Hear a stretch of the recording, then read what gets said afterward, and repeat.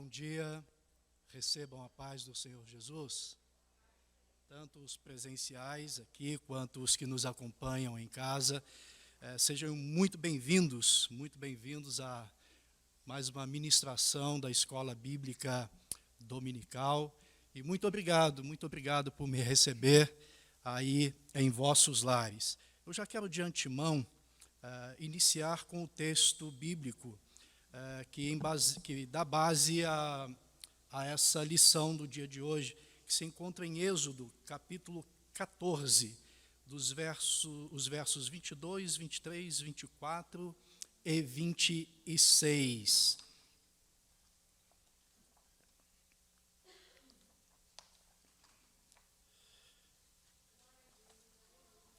Diz assim o texto: E os filhos de Israel entraram pelo meio do mar em seco, e as águas foram-lhe como muro à direita e à sua esquerda. E os egípcios seguiram-nos e entraram atrás deles, tendo os cavalos de todos os cavalos de Faraó, os seus carros e os seus cavaleiros até o meio do mar. E aconteceu que, na vigília daquela manhã, o Senhor, na coluna de fogo e de nuvem, viu o campo dos egípcios e alvoroçou o campo dos egípcios. Verso 26, disse o Senhor a Moisés: estende a tua mão sobre o mar, para que as águas tornem sobre os egípcios, sobre os seus carros e sobre os seus cavaleiros. Graças a Deus. O texto que embasa a lição número 3 de hoje nos relata talvez um dos maiores milagres que a humanidade tem conhecimento. Após 430 anos de escravidão no Egito, os hebreus são milagrosamente libertados pelo Deus Todo-Poderoso, cumprindo assim uma promessa feita a Abraão, que o Senhor Deus os levaria a uma terra que mana leite e mel. E ao concluir esse tempo, Deus cumpre a sua promessa e liberta o povo que estava cativo no Egito.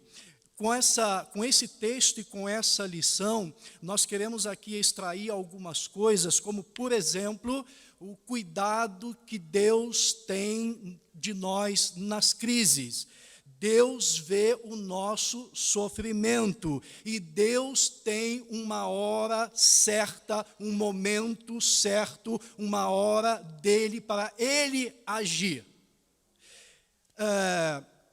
Eu estou aqui com a lição que nós vamos estudar, a lição número 3, editada pela Betel, e já está, para quem é membro da ADEBRAS, Assembleia de Deus aqui em Braslândia, essa lição também está disponibilizada em todos os grupos sociais da igreja. Também a nossa multimídia, nossa eficiente técnica da multimídia está disponibilizando também esse mesmo material agora na descrição do vídeo dessa transmissão no YouTube. Então, assim, eu acredito que todos têm acesso imediato a esse material. Dada essa informação, eu quero pedir licença para todos vocês, então, para que eu não fique lendo a lição em si, porque eu quero partir da primícia de que, como nós já temos o acesso antecipado a essas revistas, então que nós já estudemos essas lições em casa. Então eu quero aqui, didaticamente, pontuar algumas coisas como lições que nós podemos extrair, que o autor dessa lição quer nos passar como o cuidado que Deus tem de nós na crise, que Deus vê o nosso sofrimento e a hora e o agir de Deus. E assim a gente ganha também um pouco de tempo.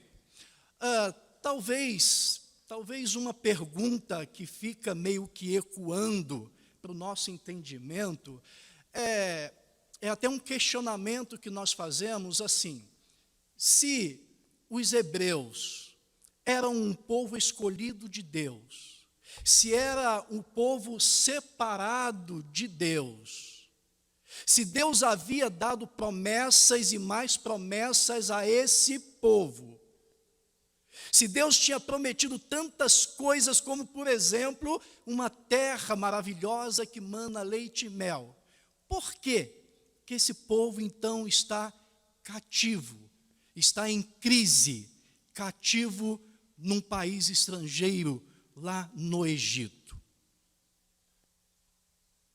A resposta é muito simples, e essa resposta está dada em Gênesis, capítulo 15, e o verso 13. Porque isso fazia parte de um plano de Deus. Às vezes nós fazemos questionamentos das coisas que nos acontecem, das situações que nos sobrevêm, mas nós não entendemos, nós não olhamos um pouco mais à frente para tentarmos entender os planos de Deus. Veja bem, Deus tinha feito uma promessa a Abraão. E quando Deus faz essa promessa a Abraão, Abraão sequer tinha ainda uma descendência. Abraão não tinha o seu filho Isaque. Abraão não tinha sequer o seu filho Ismael. Ou seja, Abraão ainda não tinha semente, mas Deus já tinha um plano estabelecido. Porque Deus é de eternidade a eternidade. E a nossa mente humana, na nossa limitação, nós não conseguimos conceber o que é eternidade. Para Deus, como Deus é atemporal, então para Deus não existe passado, não existe presente e não existe futuro, porque Deus está no passado, Ele é o presente e Ele está no futuro, porque Ele é atemporal. Então, antes mesmo de Abraão ter uma descendência, ter um filho, ter uma semente, Deus fez uma promessa a ele, que inclusive da semente de Abraão, seria abençoada todas as nações, teria a terra toda, mas o verso 13 do verso 15, Deus antecipadamente disse a Abraão: saibas de certo. Então não há dúvida, saiba de certo que peregrina será a tua semente em terra que não é sua, e servi-los-á e afligi-la-ão 400 anos. Então o povo está cativo no Egito, porque isso fazia parte do plano já pré-estabelecido de Deus. E às vezes, nós nos deparamos com crises, entre aspas, e aí questionamos a Deus: Deus, por que isso me sucede? Por que isso está acontecendo? Eu acredito que não só os brasileiros hoje, mas talvez a humanidade esteja perguntando: mas Deus, por que está nos sobrevindo essa pandemia, essa Covid-19? Por quê?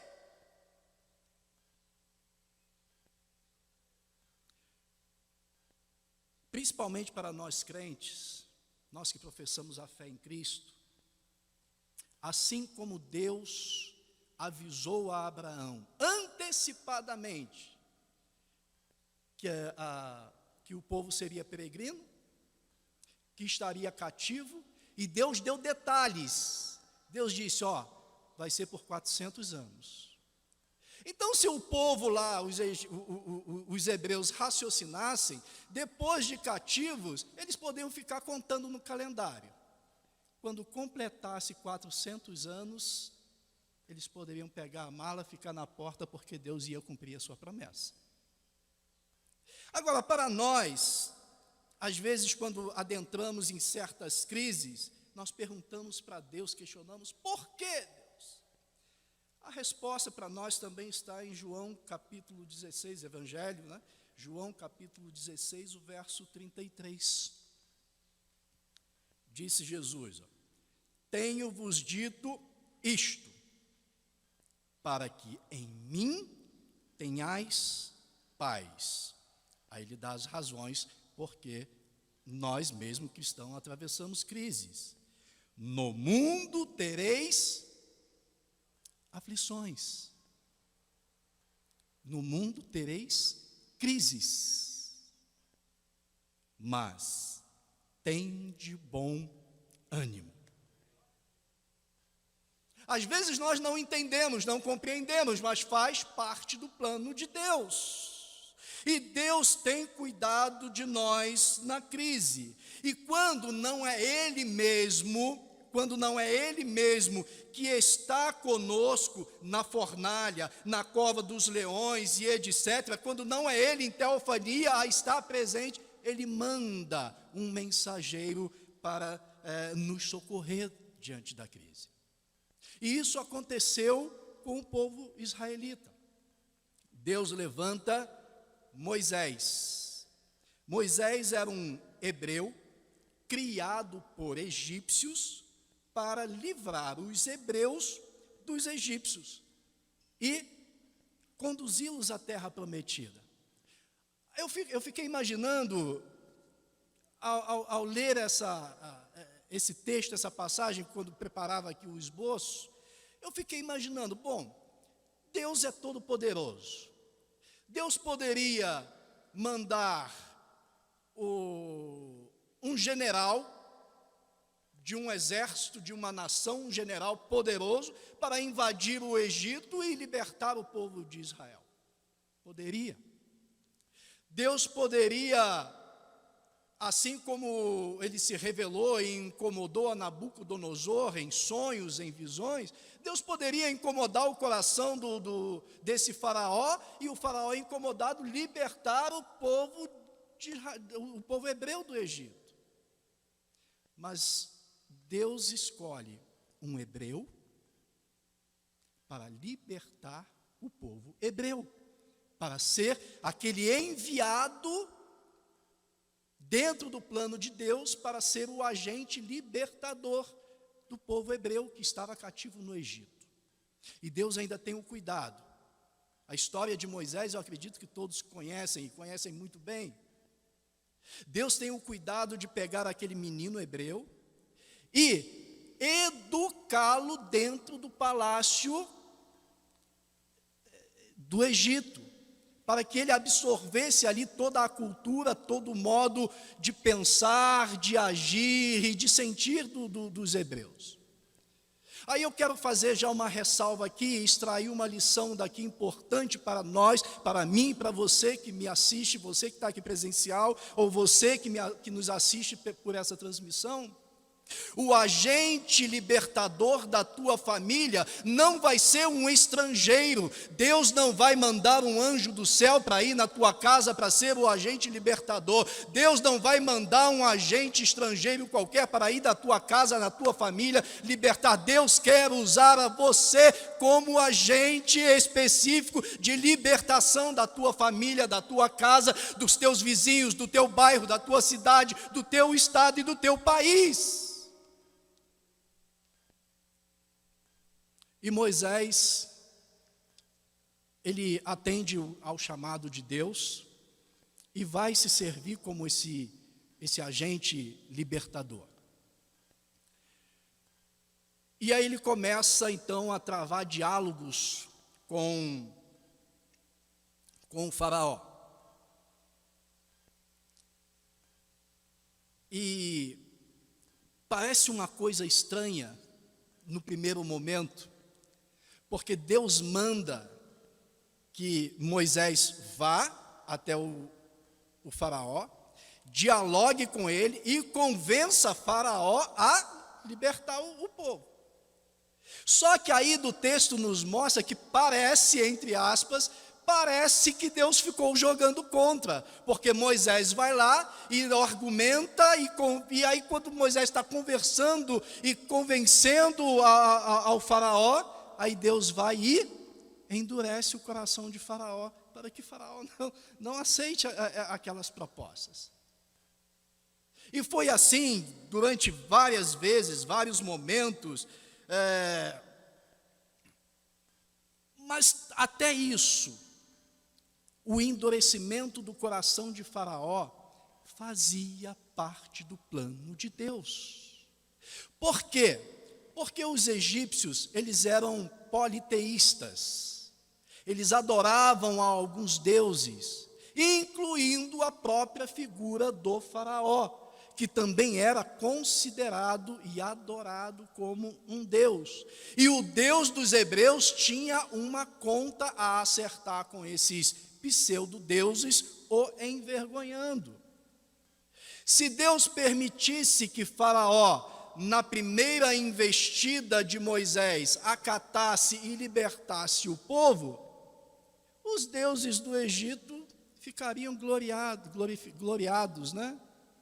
O próprio Faraó se sentiria o cara, talvez aquele que deu permissão para que o povo, né, o Faraó bonzinho que libertou, mas Deus não queria isso. Deus queria mostrar que Ele é o único e verdadeiro e poderoso Deus. E para isso Ele tinha no seu plano de envergonhar os pseudos deuses egípcios, inclusive o próprio Faraó. Foi por essa razão, dentro desse plano pré-estabelecido de Deus, que o próprio Deus endurecia o coração de Faraó. E aí, mais uma vez, eu ressalto que muitas vezes nós até fazemos o que Deus nos manda fazer, e estamos convictos de que estamos dentro da vontade de Deus, implementamos toda a nossa força, e as coisas parecem que vêm ao contrário, e aí não é hora de desistir, como Moisés não desistiu, porque embora nós não entendamos, mas isso faz parte do plano de Deus. Deus só faz a sua obra por completo, Deus não faz nada pela metade.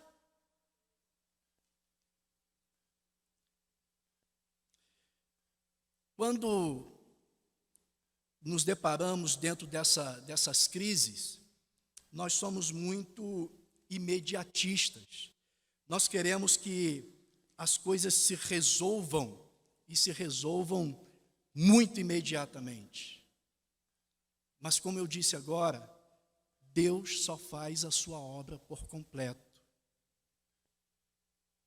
Deus não faz nada pela metade. E aí me chama a atenção aquilo que eu coloquei já para os irmãos no início, de que muitas vezes nós questionamos o porquê. Assim como por que o povo estava cativo, eles poderiam estar questionando isso a Deus o tempo todo.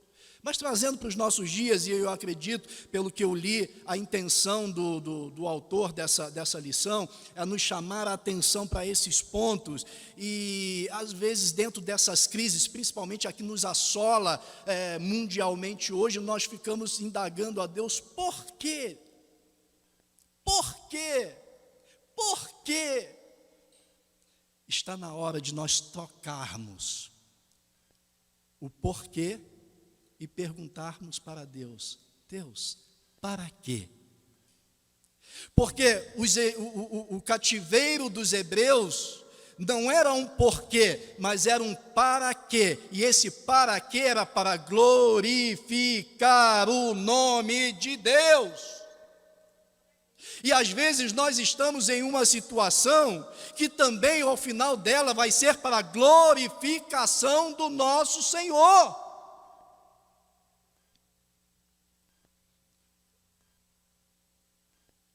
Um testemunho rápido. Em Manaus, eu estava empresário. Uma empresa, deixando a modéstia de lado, de sucesso, muito conhecida e reconhecida e até premiada no seu métier. E foi um período que eu inclusive passei afastado do Evangelho do Senhor Jesus. Mas Deus teve misericórdia de mim e a graça me alcançou novamente, e eu fiz uma reconciliação com o Senhor e com a sua obra, mas estava empresário. E eu tinha um entendimento do chamado que Deus tinha me feito bem antes para a obra missionária, primeiro para a salvação, e complementando a salvação, o chamado de que Deus tinha na minha vida para a obra missionária. E aqui, aquela empresa de sucesso, que teve sucesso por pelo menos 10 anos consecutivos, depois desse reatamento com a comunhão com os santos, com a obra do Senhor, a empresa de sucesso, segura, no centro da cidade, sofreu 3 assaltos sequenciais. Invasão de ladrões, assalto à mão armada. Chegaram na terceira, só deixaram o prédio, nada mais, nenhum equipamento, nada. E eu, na minha fé, que o Espírito Santo já comunicava com o meu, até porque fazia parte das minhas orações, eu não questionei a Deus o porquê. Deus, quando eu estava longe, eu tinha sucesso. Agora que eu estou em comunhão com os santos, agora que eu professo a fé, todas essas desgraças me assolam. Não, eu não questionei a Deus assim. Eu disse, Senhor, para quê? E aí Ele colocou no meu coração, e eu ouvia na minha mente a voz do Senhor, dizendo, para que você se liberte dessas coisas materiais e cumpra o teu propósito na obra missionária. Porque eu, como empresário, estaria empresário até hoje, e não teríamos adebraços dados, não teríamos ajuda à África, não teríamos, como fazemos através do pastor José Eustáquio, e não teríamos todas essas obras que, por misericórdia, Deus tem colocado em nossas mãos. O tópico 1.2 da lição, o autor diz que os hebreus, pelas próprias circunstâncias, estavam cativos, escravos. A vida agora deles era só trabalhar, era só fazer tijolos e aquela correria, não tinham tempo para repouso, e nessas circunstâncias todas, eles perderam a liberdade de adoração ao seu Deus. Eles se afastaram, então, espiritualmente do seu Deus. Eu ouso dizer até que, entre aspas, eles esqueceram do seu Deus. Mas o seu Deus não esqueceu as promessas que Ele tinha para esse povo. Assim como Ele não esquece as promessas que Ele tem nos feito. Para os hebreus, Deus tinha prometido que eles viveriam numa terra que manava leite e mel. E para nós, Deus nos prometeu um novo céu e uma nova terra, onde Deus limpará de nossos olhos toda a lágrima, e não haverá mais morte, nem pranto, nem clamor, nem dor, abre parênteses, nem Covid, nem crises, fecha parênteses, porque já as primeiras coisas são passadas. Apocalipse 21, verso 4.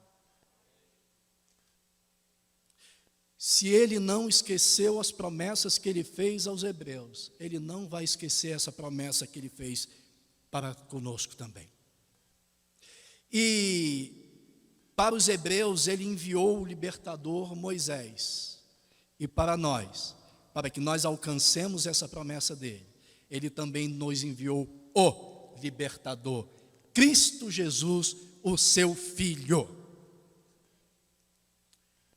O tópico 2 da lição, o autor diz que Deus vê o nosso sofrimento.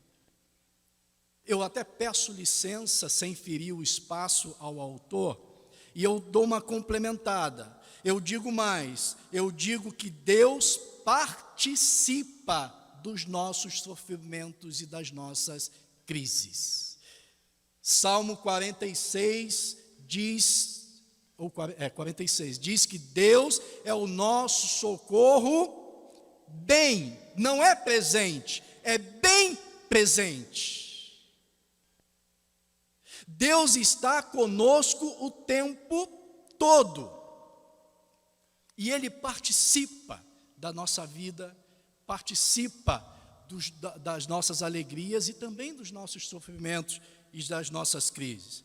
Personificando isso em Jesus, Jesus, quando o seu ministério terreno, quando Jesus via uma pessoa em estado calamitoso, Jesus se compadecia, movia-se de íntima compaixão, ou seja, vivenciava, dividia, estava junto com aquela dor, com aquela crise, a ponto de chorar pela dor sentida por outros, por exemplo, no sepultamento de Lázaro. Essa passagem que mostra Jesus chorando lá no sepultamento de Lázaro, Jesus não está chorando ali porque o seu amigo tinha falecido. Jesus não estava chorando ali pela saudade que já poderia estar sentindo no 4º dia de sepultamento de Lázaro. Não. A Bíblia relata que Jesus, vendo as pessoas chorarem, Jesus se compadeceu. Jesus participou dessa crise de dor. E aí Jesus também chorou. Deus e Jesus não somente vê o nosso sofrimento, mas Ele está lá conosco, Ele participa conosco. E Ele nos enviou um Consolador. E esse Consolador é quem nos conforta nas crises. Quando nós permitimos que Ele age, então Ele nos conforta, Ele nos traz paz, mesmo diante de crises. O item 2.2, o autor também traz ali um detalhe extremamente interessante. Ele diz que este faraó, fazer uma ressalva, que eu sei que a maioria dos irmãos sabem, tanto os presenciais quanto os que nos assistem, sabem que faraó não é um nome de uma pessoa, faraó é uma titulação, né? Então, nós vemos aí nesse caso de faraó no Egito, era uma dinastia. Então existiam vários faraós ou vários governantes que são denominados, a titulação é faraó. E o autor aqui ressalta que este faraó do momento não conhecia a José e a sua história. E nós sabemos que José, um hebreu, foi quem na verdade livrou da morte pela fome do povo do Egito, por pelo menos 5 anos, ou 7 anos.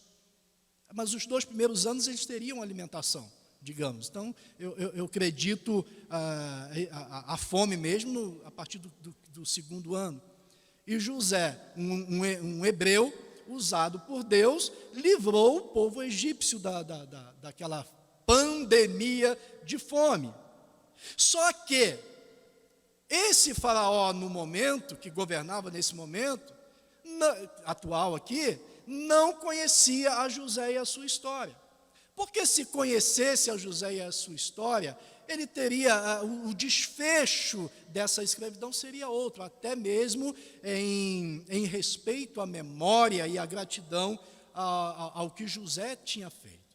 E aqui eu trago uma lição importante de como é importante e fundamental que nós também sejamos conhecidos. O anonimato não nos é benéfico. E quando eu digo conhecido, é conhecido como crentes, não é como ao fulano de tal, não, é nós sermos conhecidos como crentes. A Bíblia relata um fato registrado em Atos capítulo 19, o verso 15, quando alguns rapazes queriam expulsar um espírito maligno, só que eles não professavam exatamente a fé e nem conheciam o poder do nome de Jesus. Então esses rapazes foram, entre aspas, expulsar o espírito maligno. em nome de um Jesus que eles não conheciam, a quem Paulo pregava. Aí o espírito maligno, verso 15 do capítulo 19 de Atos, diz assim, ó, respondendo, porém, o espírito maligno disse: conheço a Jesus, bem sei quem é Paulo, mas e vós, quem sois? Nós, como cristãos, como crentes, nós temos que ser conhecidos na nossa comunidade, nós temos que ser conhecidos no céu e principalmente nós temos que ser conhecidos no inferno, porque o inferno tem que saber que eu e você temos a marca de Cristo, que eu e você não somente temos a promessa, mas nós temos também o selo da promessa em nós. Então não há crise nenhuma do inferno que pode nos assolar ou nos derrubar.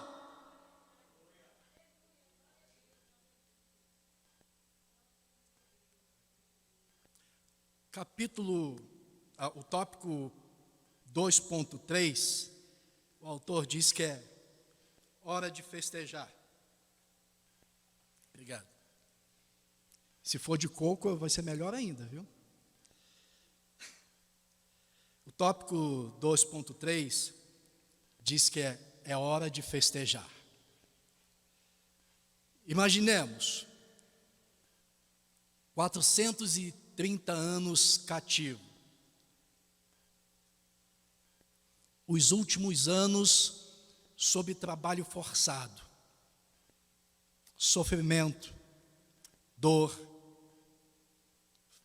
falta de liberdade, e agora a notícia da libertação, de caminhar para uma terra prometida.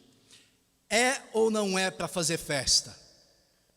Motivo tem para fazer festa ou não? Então vamos pensar, vamos ser libertos, vamos para a terra prometida, na terra que mana leite e mel. Aí lá nós vamos preparar uma big festa para comemorar essa nossa libertação e a nossa posse da terra prometida. Foi isso? Aonde foi a festa? Deus estava chamando para ir à festa no deserto. Estranhamente, uma festa no deserto. Mas espera aí. Aí eu te perguntaria, o que tem no deserto? Provavelmente você me responderia, nada. É exatamente isso. Olhando humanamente, é exatamente isso. No deserto não tem nada. E às vezes, essa era uma lição de Deus para os hebreus nessa época, e trazendo também, adaptemos para os nossos dias. Às vezes, Deus nos leva para onde não tem absolutamente nada, para que nós consigamos vê-lo por completo. Porque fora do deserto, onde há muitas coisas, fora do deserto há passarinhos, belas flores querendo me encantar, são vãos terrestres esplendores que querem ofuscar a nossa visão de Deus. Na nossa realidade hoje, são tantas coisas que nós vemos, que nós olhamos, que nós levamos a nossa atenção, os nossos olhares, a nossa mente, o nosso coração, que Deus fica em segundo, terceiro, quarto, quinto, sexto, sétimo plano. E aí às vezes Deus quer festa, mas Ele na verdade Ele não estava chamando. Se nós lermos o texto lá de Hebreus, de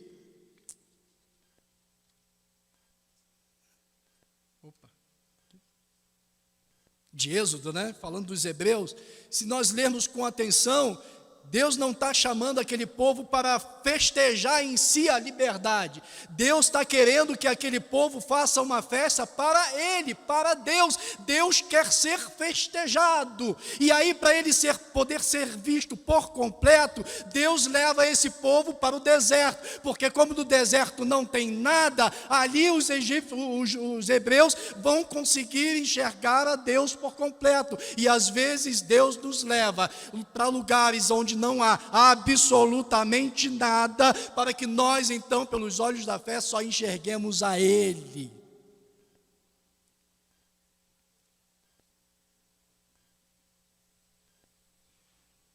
Você diz que no deserto não tem nada, mas fora do deserto tem crises. Se fora do deserto tem crises, então vamos voltar lá para o deserto. O que tem no deserto? Aí eu vou te responder aqui. No deserto tem Deus. No deserto tem maná. No deserto tem água da rocha. No deserto tem codornizes. No deserto tem coluna de fogo que nos aquece. No deserto tem a coluna de nuvem que nos refresca. No deserto tem Deus. Se você, assim como eu, respondeu no primeiro momento que não tinha nada, eu te digo que no deserto tem Deus. E se tem Deus, tem tudo.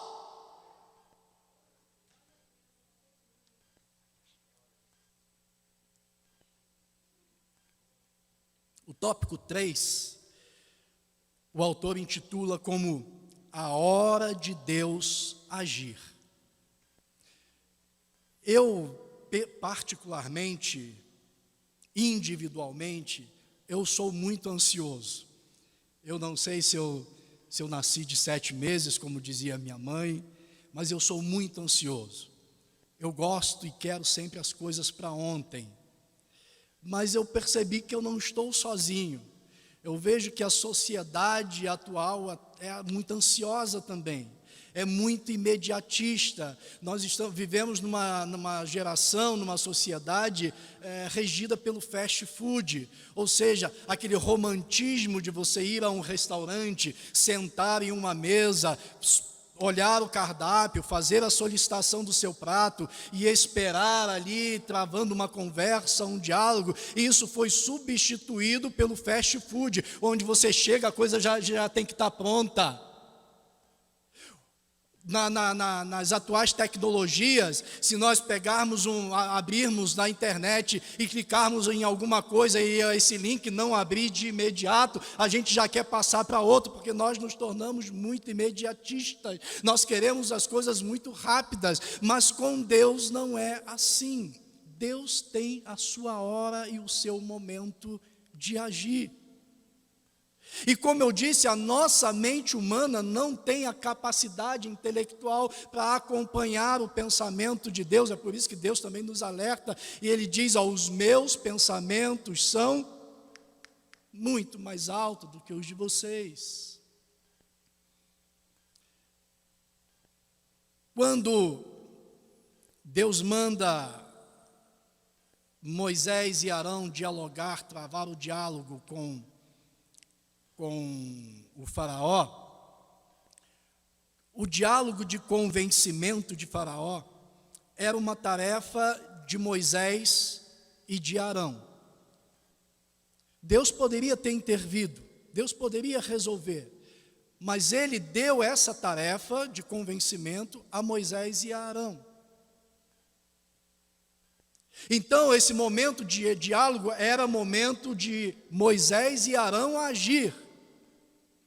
E aí eu fico percebendo que nós hoje também parece que invertemos um pouquinho as coisas e as ordenanças de Deus. E Deus, irmãos, Deus não faz as coisas que Ele ordenou aos homens a fazer. Se Ele mandou Moisés ir até Faraó, Ele mesmo, o próprio Deus, não iria a Faraó, esperaria que Moisés resolvesse a situação. E aí nós, hoje também, a palavra nos diz, Deus nos outorgou algumas tarefas para fazermos, mas nós invertemos. A Bíblia diz: ide por todo o mundo e pregai o Evangelho a toda criatura.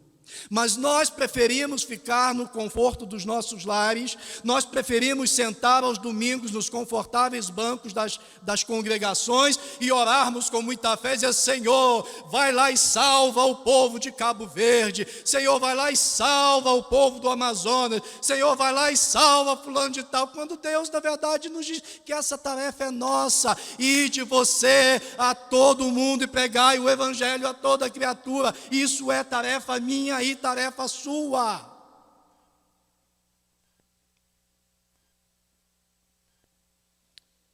Depois de várias tentativas de argumentação, Moisés finalmente convence a Faraó em libertar, em deixar o povo hebreu ir. O povo sai, vai caminhando, e aí parece que está tudo bem.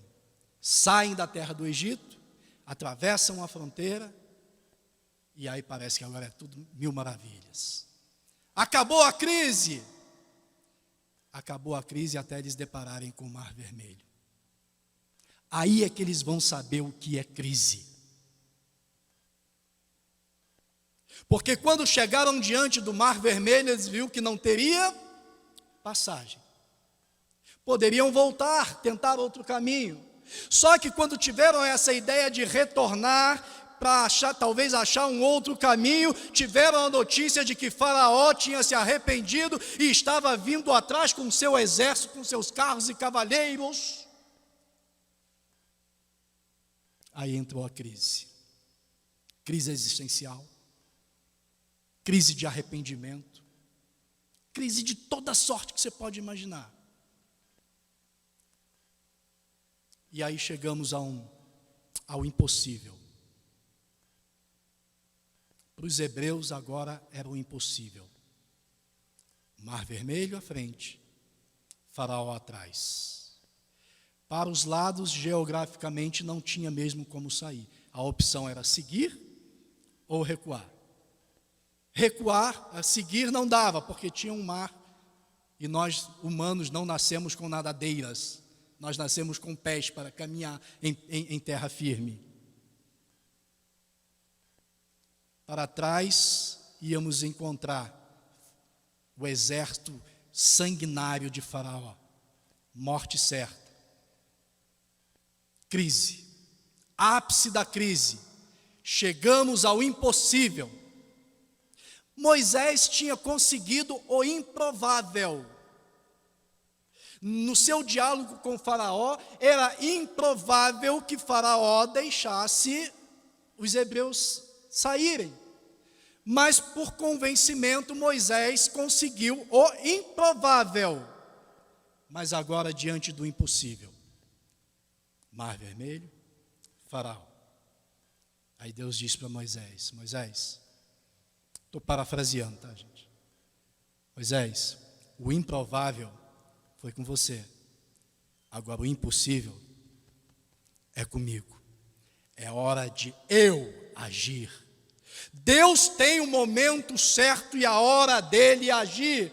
Deus não deveria ter agido antes, porque senão ele não seria glorificado como queria. E Deus não poderia retardar o seu agir, porque seria o fim daquelas pessoas e não teria mais o que fazer. Mas no momento adequado, quando para nós humanos nós vimos que era o impossível, aí vem o agir de Deus. E aí ele chama para si a responsabilidade e diz: Moisés, agora é comigo. Aonde é que você está? Você já saiu do Egito, sei disso. Mas agora, você chegou diante de um mar vermelho? Está no impossível para você? Acalma o teu coração. Se está no impossível, é a hora dele agir na minha e na tua vida. Tópico 3. O autor intitula como prosperidade em tempos de crise. A palavra prosperidade, na atualidade, ela tomou um sentido um tanto quanto pejorativo. Não a prosperidade em si, o que colocou, o que enlameou, o que embaçou essa palavra prosperidade, foi uma famigerada teologia da prosperidade, que quer te dizer, quer incutir na tua mente, no teu coração, que o teu Deus, que é todo poderoso, dono do ouro e da prata, ele seria obrigado a te abençoar, a te enriquecer nesta terra, a te dar casa nova, carro novo, melhor emprego. Essa é a teologia da prosperidade. A teologia da prosperidade diz que você é abençoado em ter, mas a verdadeira prosperidade é a que está relatada no primeiro verso do Salmo 23. O Senhor é o meu pastor e nada me falta, não tenho falta de nada. Essa é a prosperidade. Prosperidade não é você ter uma conta bancária abastada, um cartão de crédito com um saldo ilimitado, onde você pode ir procurar os melhores consultórios médicos, comprar os mais caros medicamentos para manter a tua saúde em dia. Não, isso não é prosperidade, isso é riqueza. Prosperidade é você ser abençoado e agraciado com Deus, com a saúde, e você não precisar tomar remédio, você não precisar ir ao médico, e você não ter falta de nada.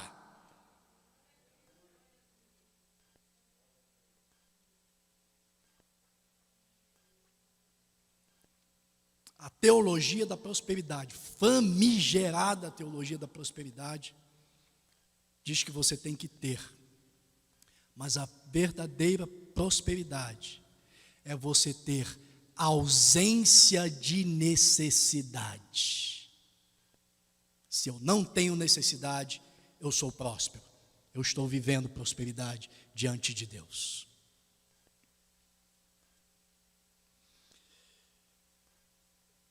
Há 430 anos, como escravos, trabalhos forçados, e aí vem a libertação. E Deus é tão bondoso, Deus é tão misericordioso, Deus é tão fiel à sua palavra, que no ato da libertação, Ele fez com que os egípcios indenizassem os hebreus pelos 430 anos de serviço. E aí Deus incomodou o coração dos egípcios, e os egípcios deram, ofertaram, contribuíram, doaram prata, ouro e muito. Gente, foi tanta riqueza, tanto ouro. Imagina, indenização por 430 anos de trabalho.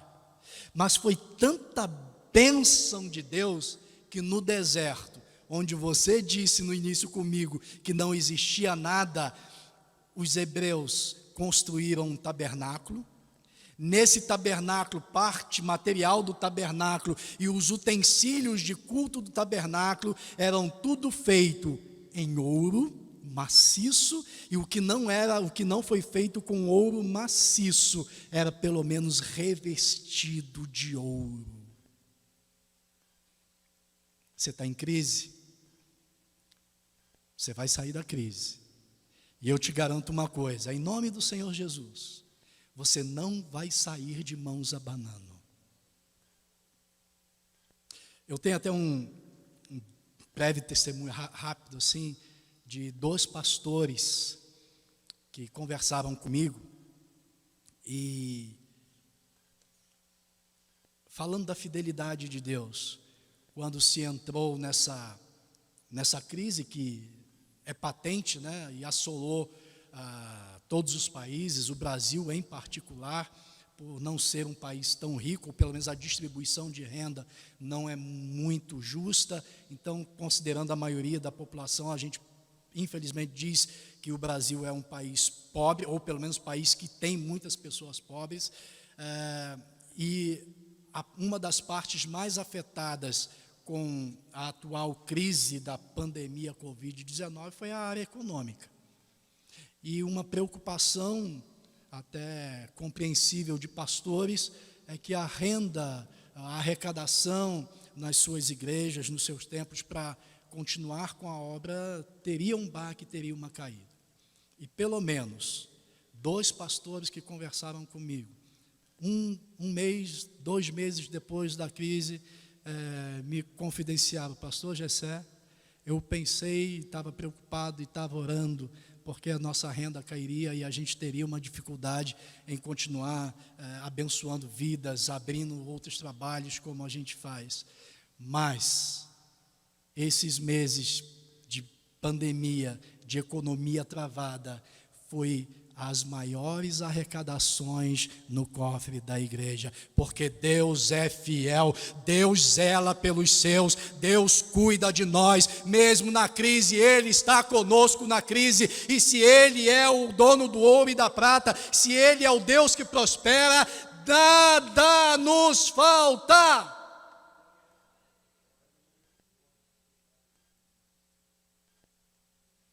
Caminho para concluir a lição de hoje. Davi disse no Salmo 37, verso 25: fui moço, agora sou velho, mas nunca vi o justo desamparado. Você é justo, você está justificado, você não é desamparado pelo teu Deus. Fui moço, agora sou velho, mas nunca vi desamparado um justo, nem a sua semente mendigar o pão. Pode a Covid atingir a economia brasileira, mas nós não seremos desamparados pelo nosso poderoso, misericordioso e gracioso Deus. Ele é justo, e nem a nossa semente. Deus cumpriu todas as suas promessas para com o povo de Israel, aquelas promessas que ele tinha feito a Abraão. E Deus há de cumprir também as promessas que Ele nos fez, porque Efésios capítulo 3 e o verso 20 diz que Ele, e eu concluo por aqui, Ele é poderoso para fazer além daquilo que pedimos ou pensamos. Eu não sei o que você está pedindo, eu não sei o que você está pensando, mas eu quero te dizer uma verdade bíblica, que o nosso Deus é poderoso para fazer não mais, mas muito mais e além do que aquilo que pedimos ou que pensamos. Deus cuida de nós na crise, Deus vê o nosso sofrimento e age na hora dele. A Ele seja a glória para sempre. Amém.